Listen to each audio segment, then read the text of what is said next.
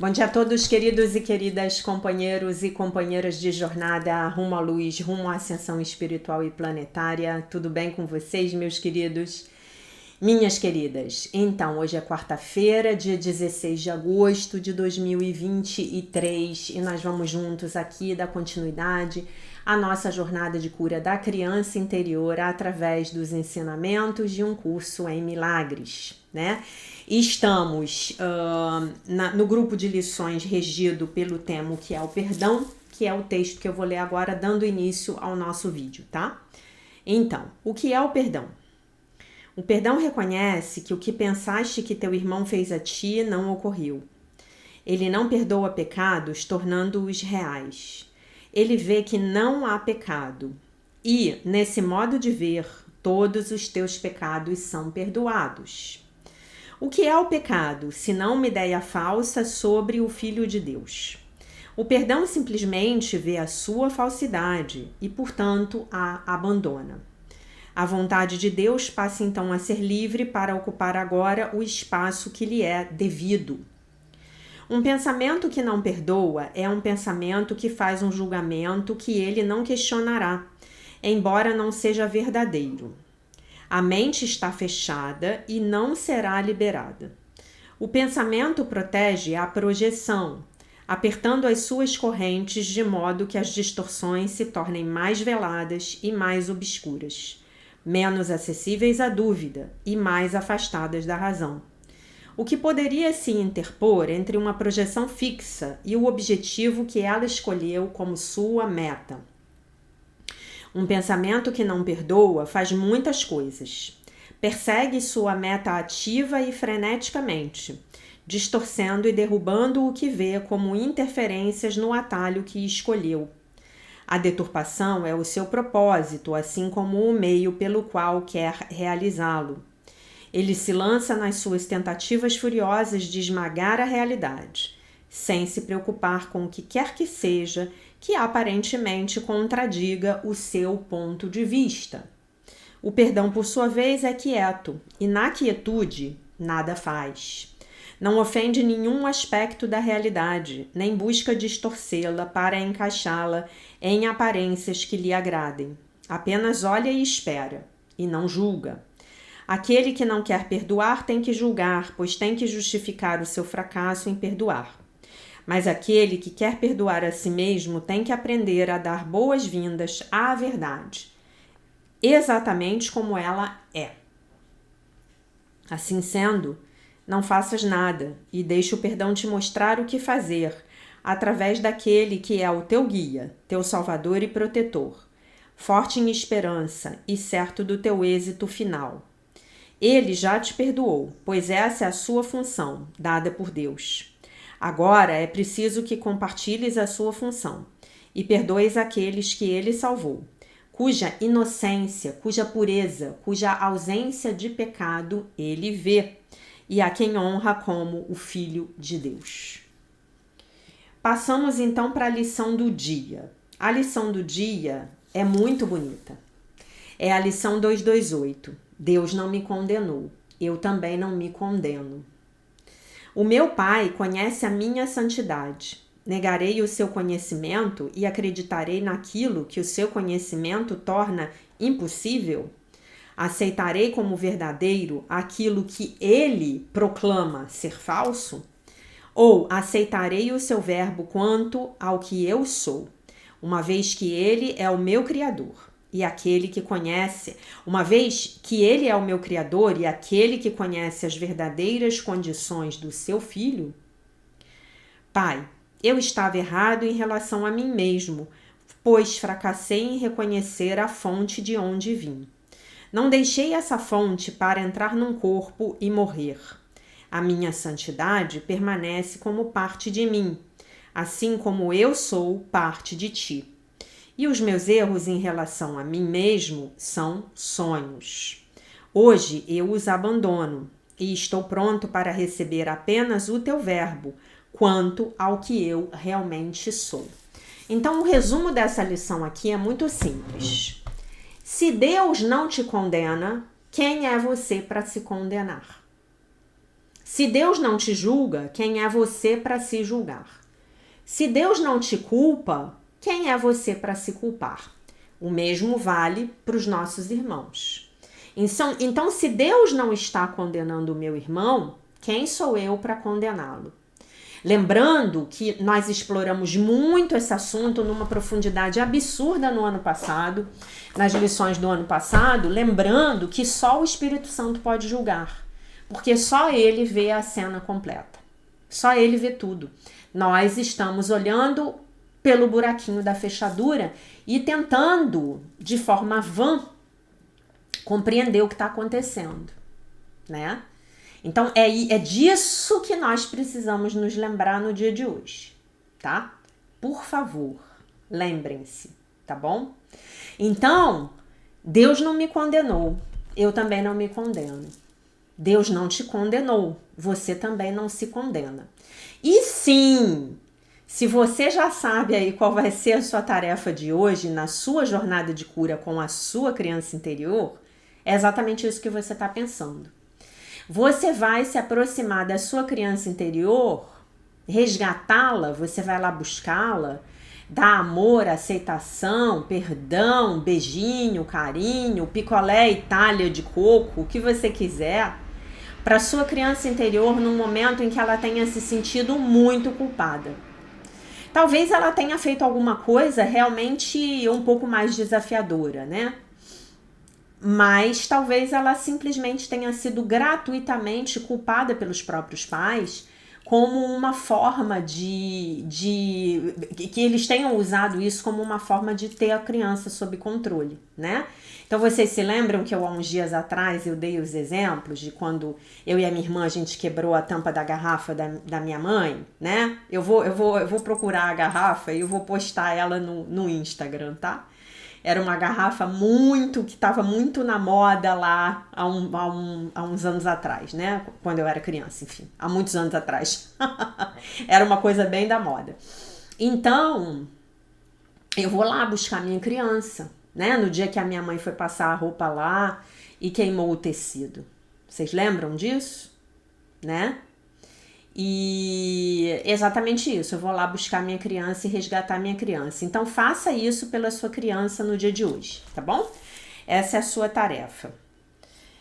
Gente, eu queria agradecer muito a vocês pelas mensagens carinhosas, tá? Que vocês me mandam. E eu queria dizer para vocês que essa lição de hoje, ela tem tudo a ver com a live que a gente fez no domingo, tá? Então se você ainda não tiver assistido a live Karma, Reencarnação e a Sua Cura, tá lá, você vai na aba dos vídeos ao vivo aqui no canal, é a última. Assista, escute pelo menos enquanto você estiver lá lavando a louça, tá? Tem tudo a ver com isso aqui. Deus não me condenou, eu também não me condeno.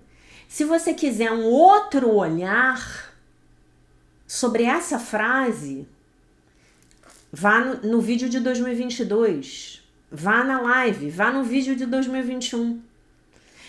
Depois de você assistir esses 4 vídeos, quer dizer, o vídeo de hoje, o vídeo de 2022, o vídeo de 2021, 3, né? A live, Karma, Reencarnação é Sua Cura. Outro vídeo que você pode assistir também é O Amor e a Culpa, tá? Procure o vídeo, O Amor e a Culpa.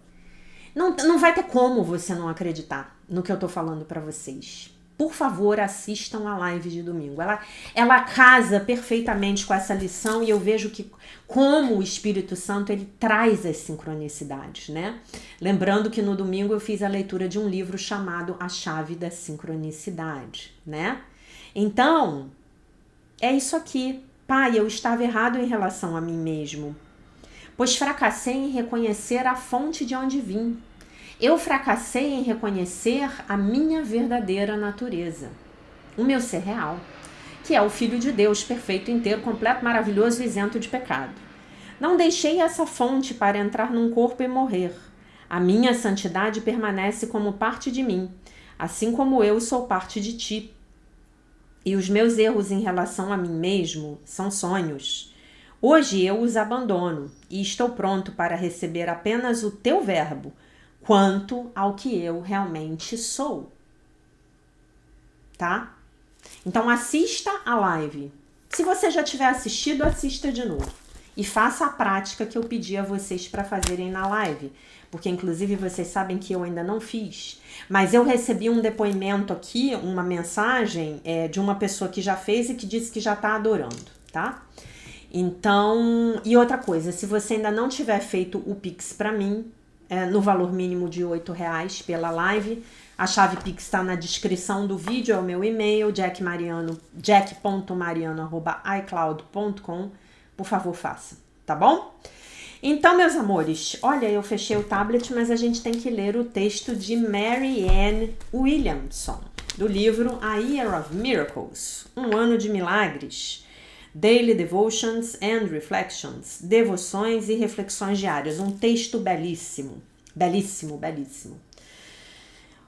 Hoje eu uso a oração e a meditação para exercitar o meu corpo espiritual. Assim como eu olho para para a comida, para abastecer o meu ser físico, eu olho para a meditação e para a oração para abastecer o meu ser espiritual. Sempre o que eu falo para vocês.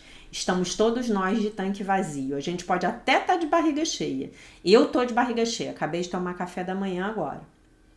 Mas a gente está sempre com o tanque espiritual vazio, né?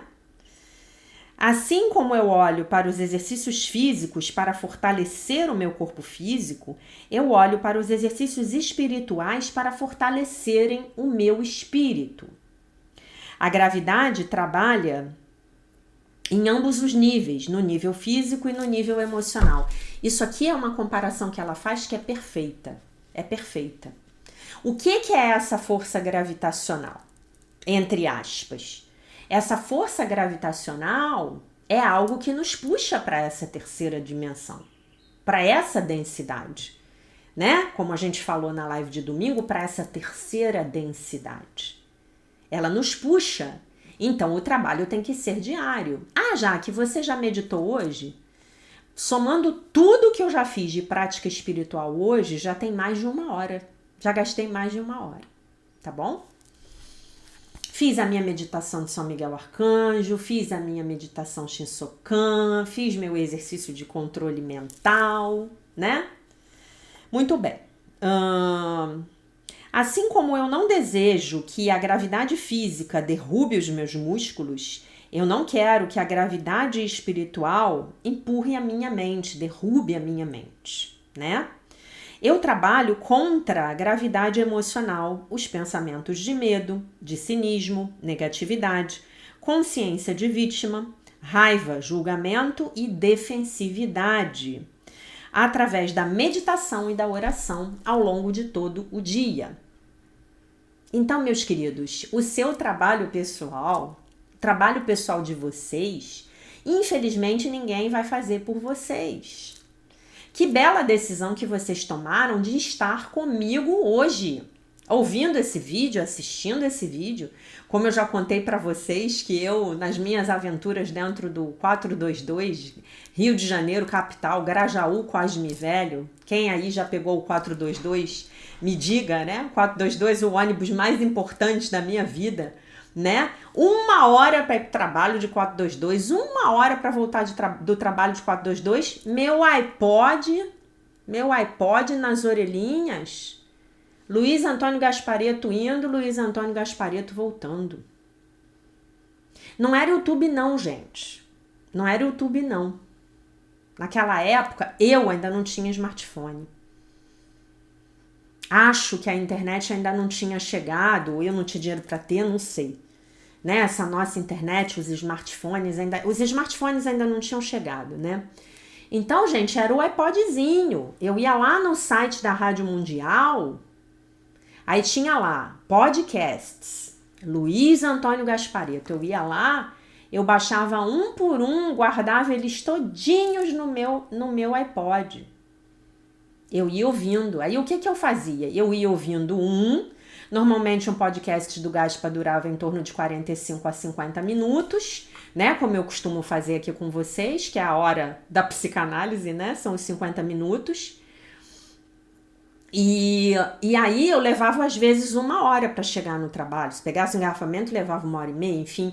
Então eu repetia. Aí quando eu voltava de noite, eu ouvia o mesmo podcast. Por quê? Para entrar na minha cabeça dura. Tá? Então assim, eu digo para vocês que eu fiz a Universidade Luiz Antônio Gasparetto. Eu li todos os livros dele. Como aquele homem me ajudou. Foi um grande mestre que eu tive. Muitos anos depois eu fui conhecê-lo em carne e osso, beliscar, conversar, bater papo. Meu professor, eu assisti aula com ele todo sábado, né? E aí é chato, inclusive, você ver agora nesse mar de informações da internet que as pessoas não dão crédito, né? As pessoas usando as frases dele, falando o que ele falava, dizendo como se fossem delas, né? Ou não, simplesmente não dizendo nada, né? Então, assim, eu fiz a universidade, a pós-graduação Luiz Antônio Gasparetto, né?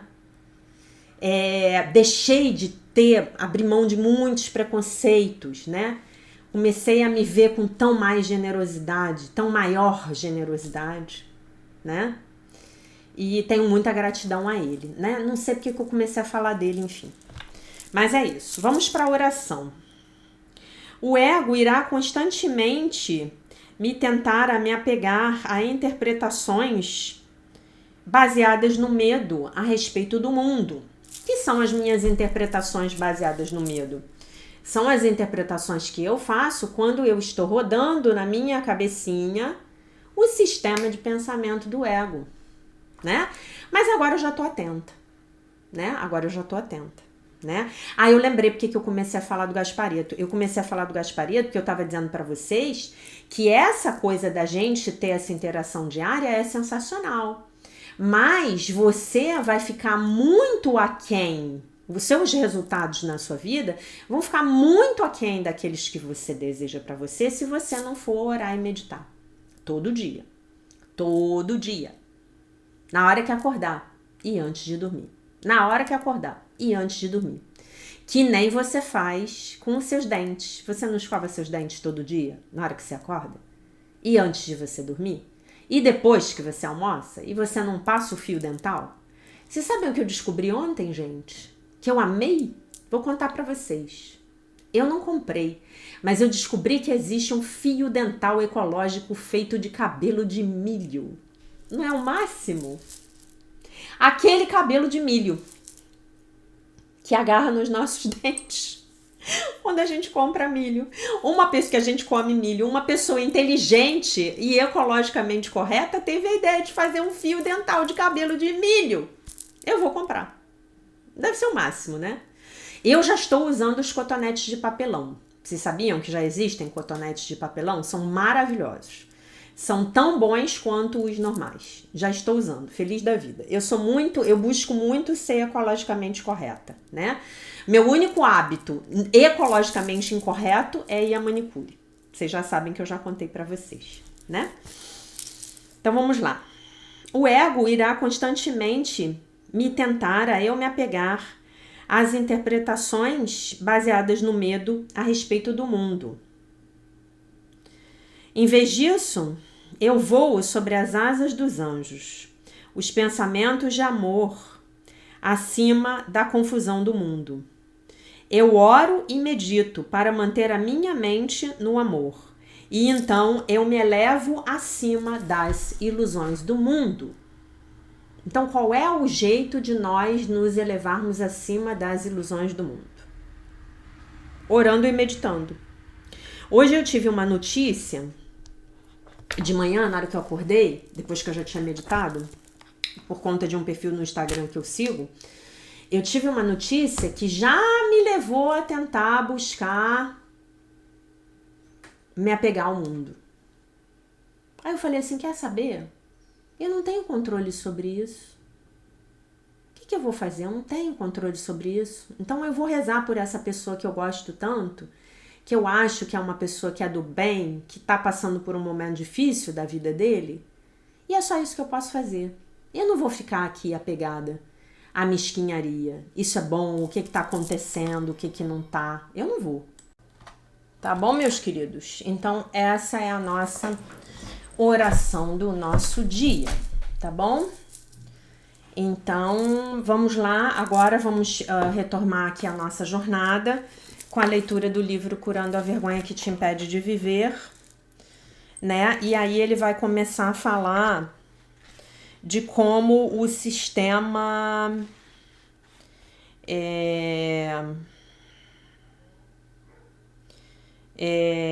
como o sistema escolar ele contribui para o desenvolvimento da nossa vergonha tóxica, tá bom?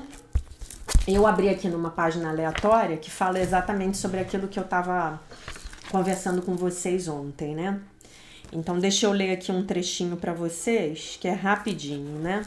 Já do próximo capítulo, que eu não sei se eu vou ler. Esse capítulo 2 aqui é muito importante. Eu não sei se eu vou continuar a ler esse livro depois que a gente terminá-lo, tá? O tema da sessão é: Onde está você, Adão? Segundo o livro do Gênesis, depois da queda, Adão se escondeu. Ao tentar ser mais do que humano, se sentiu menos do que humano. Antes da queda, ele não sentia vergonha. Depois da queda, passou a senti-la.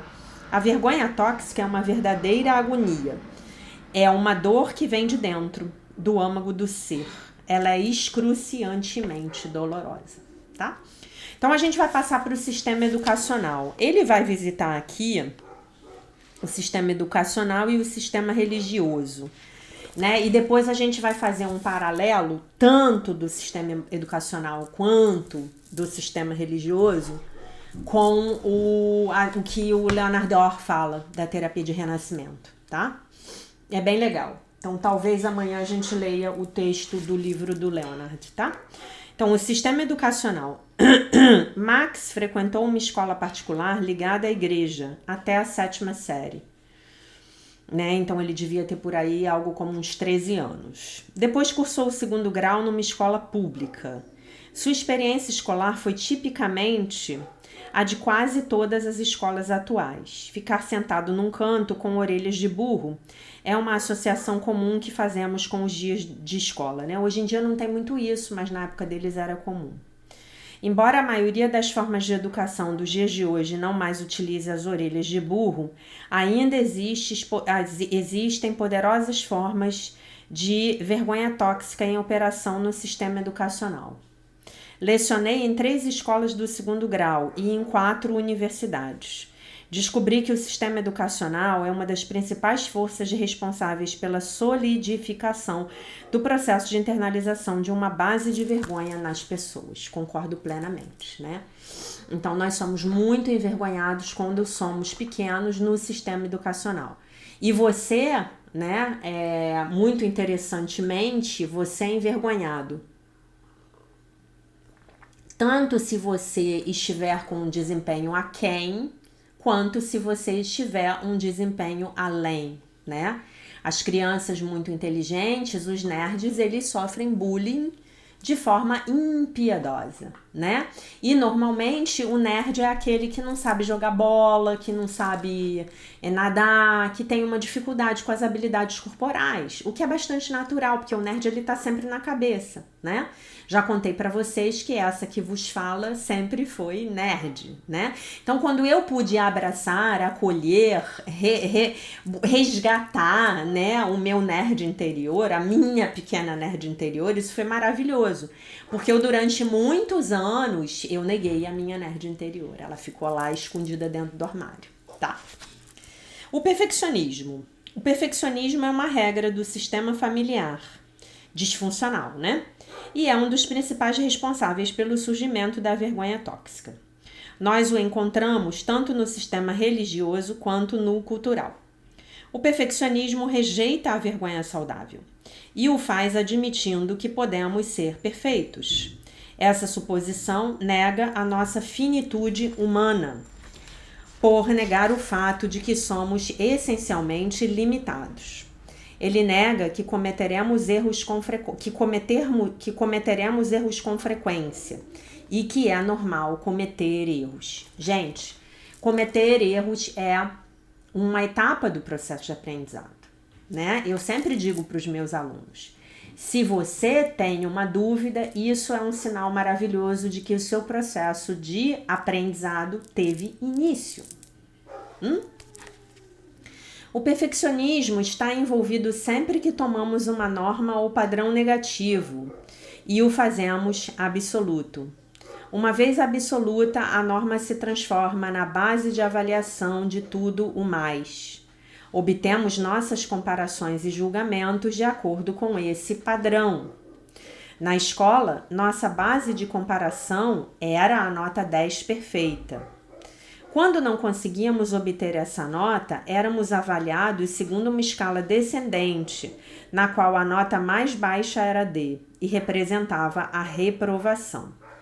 Pense por um momento no simbolismo da nota D de dado.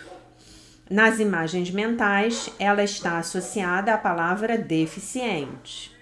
Quando uma criança se torna deficiente na escola, não demora muito para que ocorra a associação de ser deficiente também como pessoa. Ela é uma derrotada. As crianças fazem muito rápido essa associação na escola. Elas também associam as más notas às pessoas serem más ou defeituosas. Lembrando que essas associações, elas são todas inconscientes, tá? Mas eu imagino que quando vocês ouvirem isso que eu tô falando, vocês vão começar a acessar memórias de como era receber um A, um B, um C, um D, né?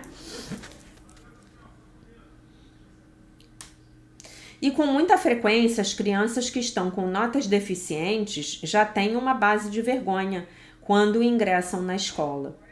Com efeito, a sua base de vergonha a miúde faz com que elas fracassem na escola.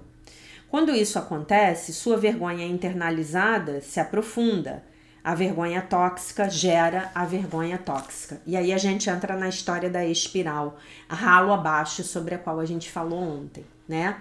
É um círculo vicioso onde a vergonha gera cada vez mais vergonha, tá bom? Muito importante vocês terem noção disso, tá bom? Max exemplifica outro caminho tomado na escola pelas crianças com uma base de vergonha. Ele seguiu o exemplo de seu irmão e de sua irmã com uma base de vergonha. Tornou-se um aluno exemplar. Foi um aluno com notas muito boas o tempo todo. O desempenho exemplar e o perfeccionismo são dois dos principais disfarces para a vergonha tóxica. Por mais paradoxal que possa ser, tanto o aluno que só tem notas muito boas quanto aquele que só tem notas deficientes podem estar sendo acionados pela vergonha tóxica. É muito interessante isso, né? Quando ele fala desse 10, né? Eu me lembro que às vezes, mesmo quando eu tirava 10, eu não ficava feliz. Era muito louco, porque eu sentia que mesmo tirando 10, eu ainda não era boa o suficiente, né? Eu acho que uma das grandes curas pra mim, juro pra vocês, assim, vocês vão rir, foi quando eu fui pra escola técnica, né? Eu terminei o ginásio e fui fazer escola técnica. A minha amada ETFQRJ, Escola Técnica Federal de Química do Rio de Janeiro. Gente, era tão difícil, que eu comecei a me lascar. Então, já no primeiro período, porque eram 8 períodos, né? Na verdade, eu fiz em 9 períodos porque eu passei para o segundo semestre e aí a gente teve um semestre de nivelamento antes. Então, já no primeiro período, eu corri o risco de ficar em recuperação. O que para mim era inédito, ficar em recuperação. E aí, eu consegui fazer a escola técnica inteira, sem repetir de período. E eu fiquei em recuperação em 2 matérias num único período. Eu fiquei em recuperação em matemática, que era o trauma. A gente estudava muita matemática, muita. E eu fiquei em recuperação em análise quantitativa. Passei. Mas aquelas 2 recuperações para mim, elas foram traumáticas. Eu não conseguia me ver. Aquilo não combinava com a minha autoimagem. Eu tinha que ser perfeita na escola, né? Tô falando isso para vocês, eu tô voltando lá no momento que aconteceu, sabe? Então eu estudei muito. Mas aquilo ali foi muito bom, porque foi quebrando essa imagem idealizada que eu tinha de mim mesma, né? Aquilo já foi sendo quebrado, pá, recuperação, pá. Se eu vou para recuperação, eu posso ficar reprovada. Se eu ficar reprovada numa matéria, eu vou ter que repetir o período inteiro. Eu não me admitia. Era muito perfeccionismo. E se você for olhar lá no meu mapa astral, você vai ver que tem um karma lá de perfeccionismo e exigência. Tá lá, você lê no mapa astral, né? E aí depois eu fui para a faculdade. Aí eu fui para a faculdade de engenharia. Aí foi maravilhoso. Porque já no primeiro período eu fiquei reprovada em física e em cálculo. Cálculo 1, física 1, eu fiquei reprovada. E eu só não fiquei reprovada em química geral porque o professor era americano e ele não entendia o que a gente falava e a gente não entendia o que ele falava. E foi uma devastação, ele reprovou quase a turma inteira.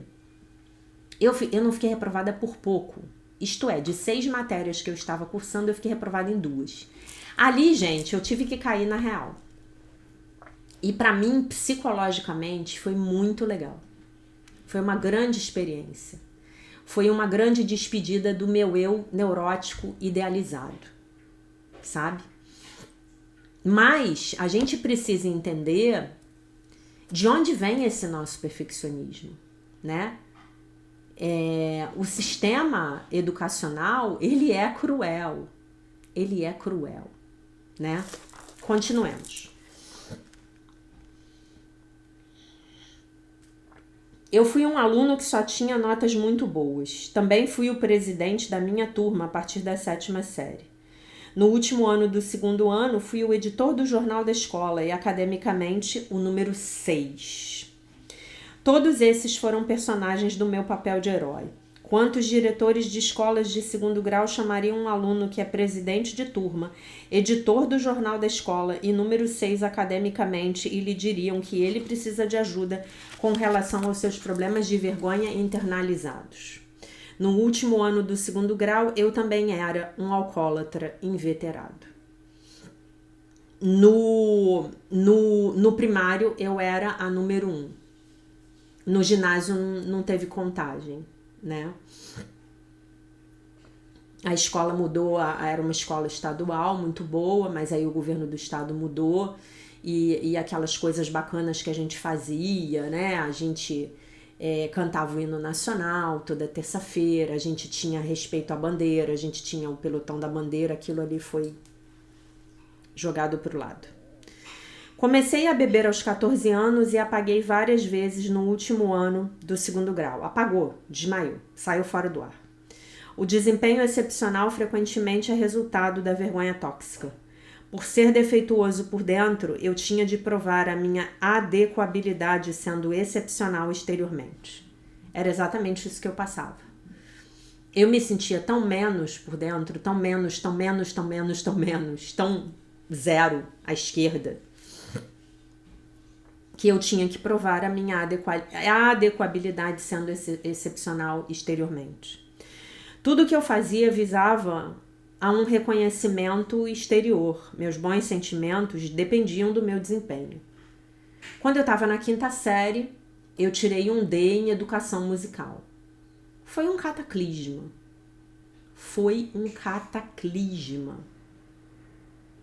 Né?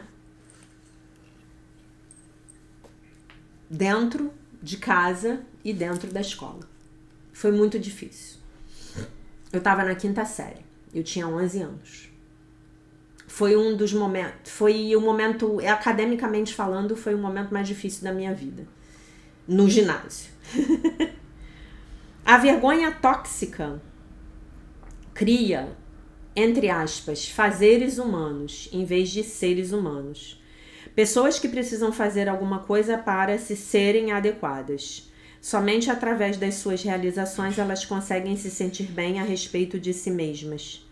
Me lembro de um cliente com uma base de vergonha se gabando para mim de valer $1.200.000. Esse homem era desprezível. Lembrando aqui que o livro tem 30 anos que ele escreveu, né? O livro. Então, se o cara valia $1.200.000 naquela época, devia estar valendo talvez aqui uns 5 milhões, né? Ele ofendia brutalmente a sua esposa, ostentando casos amorosos na frente dela. Seu mérito pessoal era a sua importância, né? O senso dele de mérito pessoal era a sua importância. Ou melhor, o mérito pessoal era o senso dele de importância. Agora está correto. Esta era a única maneira de ele obter a sua medida padrão. Como se sentia defeituoso por dentro, ele tinha de ter uma confirmação externa. O sistema escolar oferece uma base de avaliação, baseada na vergonha, para classificar a inteligência das pessoas. Não seria tão mal se esse sistema realmente medisse a inteligência. Sou da opinião de John Holt de que o verdadeiro teste de inteligência não é aquilo que sabemos ou conseguimos regurgitar da memória num exame. Não é o que sabemos fazer, e sim o que fazemos quando não sabemos o que fazer. O perfeccionismo também provoca a competição destrutiva. Sem dúvida, existe uma forma gratificante de competitividade. Essa competição nos leva a ter um melhor desempenho, bem como a nos expandir e crescer. Mas um sistema perfeccionista, como o atual sistema escolar, estimula a desonestidade e gera elevados níveis de angústia. As notas são com frequência exibidas publicamente para que todos possam ver. E ocorre uma exposição vergonhosa quando alguém tem mais notas. Até mesmo o adjetivo mal, entre aspas, se presta à vergonha caracterológica. As pessoas são lançadas umas contra as outras em uma guerra de desempenho. A noção comunitária de empreendimento e cooperação foi perdida. O racionalismo. Nossas escolas exibem a enorme tendência de educar a mente em vez de educar a pessoa como um todo. Perfeito. A gente não teve educação emocional, a gente não teve educação espiritual, né? A gente tem educação física e educação mental, né? Colocamos uma forte ênfase no raciocínio, na lógica e na matemática, sem praticamente nos preocuparmos com as emoções, a intuição e a criatividade. Nossos alunos se tornam imitadores, memorizadores e insípidos conformistas, em vez de criadores estimulantes e sensíveis. Muitos trabalhos emergiram nas últimas décadas sobre o hemisfério direito do cérebro. Esse lado do cérebro é a fonte do pensamento com o sentimento. O pensamento com o sentimento é a essência da música e da poesia. E eu diria também que muitas vezes até de alguns insights que os cientistas têm. Eles vêm claramente do hemisfério direito. Por exemplo, quando foi proposta uma estrutura para a molécula de DNA, aquilo ali foi um insight intuitivo, né? Que o Watson e Crick tiveram lá acho que foi na década de 80, né? Que eles postularam que o DNA, a molécula do DNA humano teria um formato de dupla hélice, né? E eu vim a descobrir há pouco tempo atrás que teve um outro cientista envolvido que não levou os créditos, né? Ficou tudo com eles dois.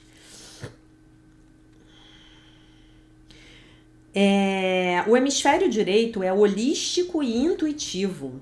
Ele usa a imaginação em vez de usar a memória. Os alunos que têm uma propensão natural para esse lado do cérebro são punidos.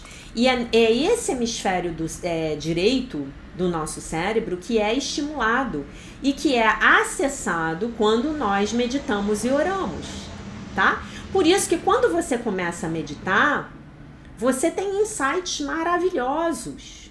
Você de repente já sabe o que fazer, você sabe, pergunta isso, pergunta aquilo e aí pronto, você já montou o quadro todo e você já sabe o que você vai fazer, tá? É muito legal. Eu hoje tive uma intuição de que uma determinada coisa que aparentemente seria A, não era A, e então era B. E aí eu mandei um WhatsApp para a pessoa e falei, é A ou é B? E ela falou, é B. Mas tudo me levava a crer que a resposta para aquela pergunta seria A. E eu tive uma intuição hoje de manhã. Pergunte, porque não é A, é B. E se eu não tivesse perguntado, ao achar que era A, isso teria me levado a tomar uma decisão que futuramente se provaria incorreta para as minhas necessidades atuais. Esse é o fruto da meditação e da oração. Eu não estou indo lá orar e meditar, Divino Espírito Santo, é A ou B? Não, eu vou lá, oro e medito. O Divino Espírito Santo, ele sabe que eu estou com essa questão hoje. Tenho que resolver uma determinada questão prática na minha vida. Tenho que tomar uma decisão. Ele sabe, então ele fica me cochichando. Não é A, é B. Você tá achando que é A, mas você não perguntou para ter certeza. Aí eu vou lá e pergunto e é B. Exatamente o que ele tinha me dito. Já ouvi falar em alunos brilhantes que foram dolorosamente envergonhados em virtude de sua maneira intuitiva e sensível de conhecer as coisas. Eu tenho um amigo que é esse caso. Por sinal, graças a Deus, hoje ele é extremamente bem sucedido. Mas ele é exatamente esse caso. Exatamente esse caso. Nossa tendência racionalista causa a rejeição envergonhadora da imaginação e da emoção. Porque a gente acha que só a razão, ela é certa, né? Só a razão vale, né? Penso, logo existo. É uma visão mecanicista da vida, é uma visão descartiana da vida, né? Eu penso, logo existo. Não é assim. Eu sinto, logo existo. Eu creio, eu escolho, né? Lembro-me de certa vez ter dado a um professor um palpite sobre a resolução de um problema. E ele me disse que adivinhar não era uma característica de uma mente educada. E me mandou para a biblioteca para obter os dados corretos. De um modo geral, nossas escolas envergonham alguns dos aspectos mais vibrantes e criativos da psique humana, né? Um bom exemplo disso era o Einstein, né? O Einstein, ele era péssimo aluno. E ele conseguiu vislumbrar tudo aquilo que ele conseguiu provar matematicamente nos sonhos e nas meditações que ele fazia. Dizem as más línguas que ele meditava em torno de 3 horas por dia, né? Ele era um visionário, ele tinha um cérebro de um visionário, né? Ele era um visionário, ele tinha isso, ele tinha um acesso a essa outra dimensão da vida, né? E o que eu diria para esse professor aqui, né? Se o meu aluno chega para mim e diz para mim que ele tem um palpite para resolver um problema, o que eu vou dizer para ele? Eu vou falar, meu querido, você pode estar certo. Então vá buscar os elementos para provar que o seu palpite está correto. Porque às vezes a gente resolve o problema através dos palpites, sim, dos insights, né? Que a gente hoje usa essa palavra, inclusive do inglês, que é mais bonita, que é o insight. Mas o insight é o palpite, ele está falando aqui de um palpite, né? O grande problema é que se a gente está operando no sistema de pensamento do ego e tendo esses palpites, normalmente eles são frutos das ilusões do ego. Tipo assim, eu tenho certeza que eu vou escolher esses números X, Y, Z e eu vou ganhar na loteria. Normalmente são as ilusões do ego. Então a gente tem que ter muito cuidado, né? Mas então, em vez de dizer para o aluno, não, que adivinhar não dá, né? Quer dizer, não é muito o conselho que ele dá para o moleque, vai provar que você tá certo. É o como ele coloca isso pro moleque, né? Assim, olha, o insight não tem vez aqui. Tem vez. Em tudo, né? Até se você chama um bom técnico para consertar o seu carro, um bom mecânico, ele vai ter insight. Ele liga o carro, ele ouve o barulho do carro, ele tem insight. Ele é um mecânico. Ele vai abrir o seu carro, ele vai testar, ele vai analisar, mas ele vai ter insight. E a gente invalida toda essa área da experiência humana, né? E, enfim, gente, essa história do sistema escolar, ela é difícil, né? E aí nós ficamos condicionados a alguma coisa que é muito interessante, né? Nós somos muito rotulados, né? Não, lá vai o cabeção. Não, lá vai a desajeitada, né? Por isso que uma coisa que eu acho legal, se a gente puder fazer enquanto adultos, é tentarmos desenvolver aqueles lados das nossas habilidades, das nossas personalidades, que ficaram atrofiados lá, que a gente não pôde porque logo cedo fomos rotulados, né? Então, por exemplo, se você sempre foi o nerd, então vai aprender a nadar, né? Como eu fiz. Vai aprender a dançar. Vai aprender a andar de bicicleta. Porque são essas as regiões do seu cérebro que precisam ser exercitadas. E se você era péssimo aluno, vai fazer um curso de lógica, vai aprender o método Kumon, né? Vocês sabem uma coisa que eu acho muito legal da gente aprender, que hoje tem super... No YouTube você aprende de graça? Aprender a língua portuguesa. Falar corretamente, escrever corretamente. As pessoas hoje em dia não usam mais concordância verbal, concordância nominal. Os verbos pronominais, reflexivos, eles foram embora, ninguém mais usa. Ah, eu separei. Não, você não separou. Quem você separou? Eu me separei, você se separou. Ah, desapega. Não, desapegue-se, né? Então isso é legal. A área do nosso cérebro que cuida das habilidades verbais, ela é diferente da área do nosso cérebro que é utilizada quando a gente vai andar de bicicleta, que é diferente da área do nosso cérebro que a gente usa quando vai resolver uma equação diferencial. E todos nós temos o potencial de sermos treinados e aprendermos, todos nós. Então vai fazer aquilo que você nunca fez. Vai fazer aquilo. As suas dádivas são aquilo que você faz muito bem, beleza. Mas vai se desenvolver como ser humano fazendo aquilo que você nunca fez. Ah, mas eu não consigo meditar. Não tem problema. Se você insistir, você vai aprender. Depois você não vai viver sem. Ah, mas eu não gosto de orar. Nossa, tem tantas orações bonitas. Busca uma, você vai gostar, né? E aí você pode fazer isso tudo junto com a sua criança interior, né? A sua criança interior, ela no início ela vai ter medo. Quando eu decidi aprender a nadar, minha criança interior ficou com muito medo. Hoje em dia, o tempo esquenta, minha criança interior começa a me encher o saco que eu tenho que ir pra academia nadar. Me encheu o saco, gente, vocês não têm noção.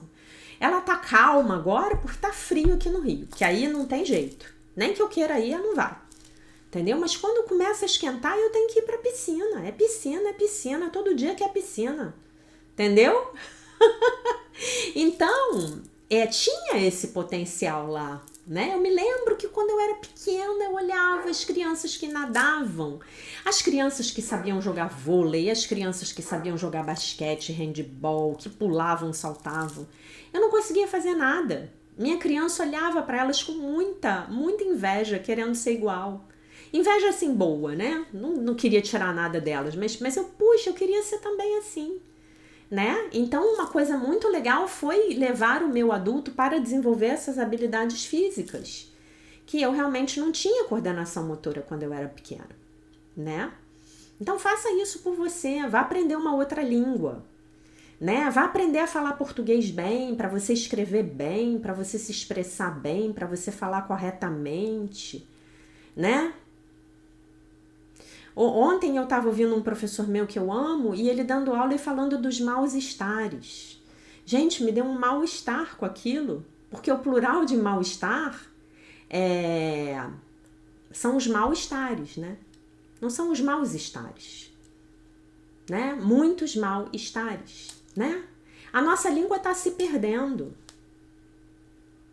E isso também é intencional, viu? A nossa língua está se perdendo. Nós temos que amar a nossa língua, falar a nossa língua corretamente, né? Eu me lembro que quando eu era criança eu detestava a professora de português.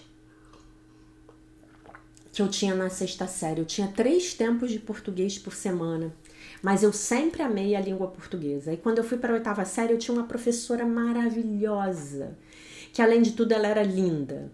E ela usava as unhas pintadas e compridas, e eu achava ela linda. E a gente foi estudar o português instrumental, né? Gente, como eu amava aquilo. E eu me lembrei agora que eu tinha uma professora de português na 5ª série que eu era louca por ela. A minha professora Aleuda, ela era linda, ela parecia a Mulher Maravilha.